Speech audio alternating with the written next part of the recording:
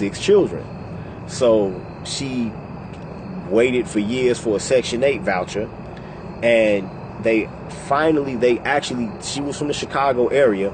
They actually gave her a Section 8 voucher to have a home in Porter County, Indiana, in the town of Portage. So she actually ended up living a few blocks away from Oprah Winfrey in a mini mansion.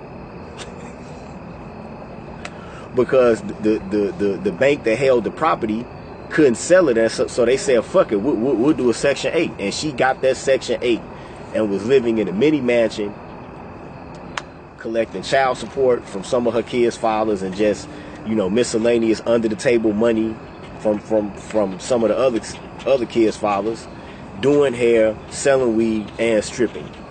So she had it financially. Hell, she had it going on and didn't have to do really much work.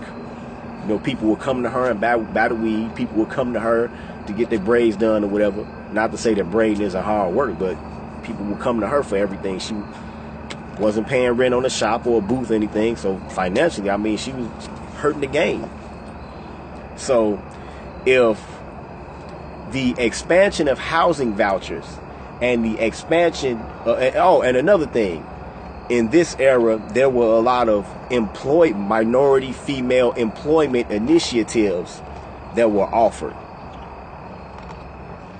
And who do you think was cut out of jobs as a result of that? Definitely wasn't white men. Many minority female job set-asides, and it came into fruition in this era, into existence in this era.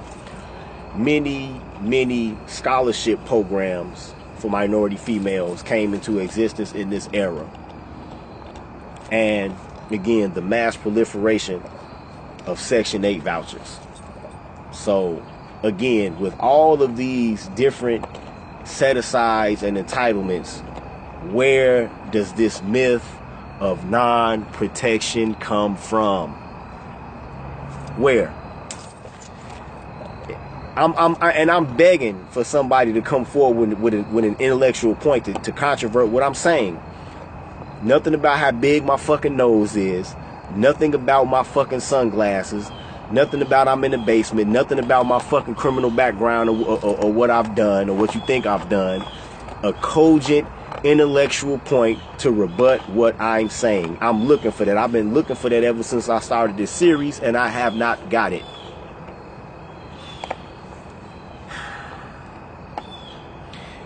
Also in this era,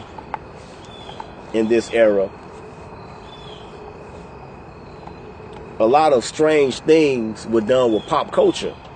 For example, one year, MC Lyte was talking about, she was on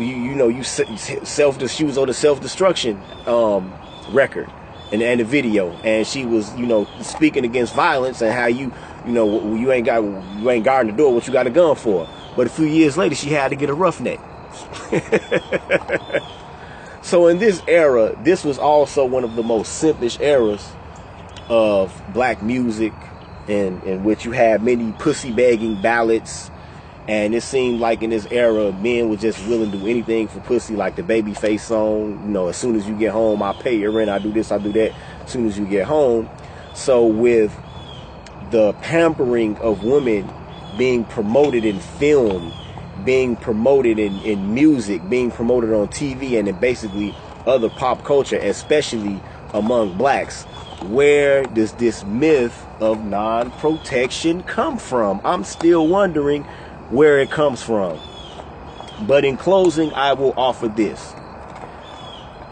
If someone wants to make this argument of non-protection, they only have maybe 4 or 5 years on this argument. When explorers first came here, when European explorers first came here, the Negro Aboriginal man had such a deep ingrained sense of humanity that he actually offered aid, comfort, and nourishment to the European traveler. Probably thought he was pale just because he was sick, but he offered all of these things to these men, and in turn, he was paid back with enslavement, colonization, biological warfare, and death. So,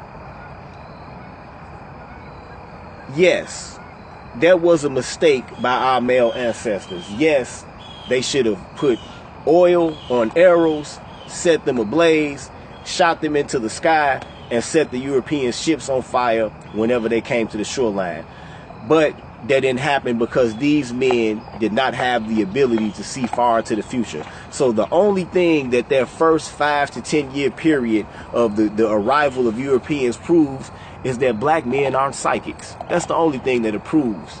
But after that, all of the successive attempts at rebellion were thwarted by being informed upon by a black woman.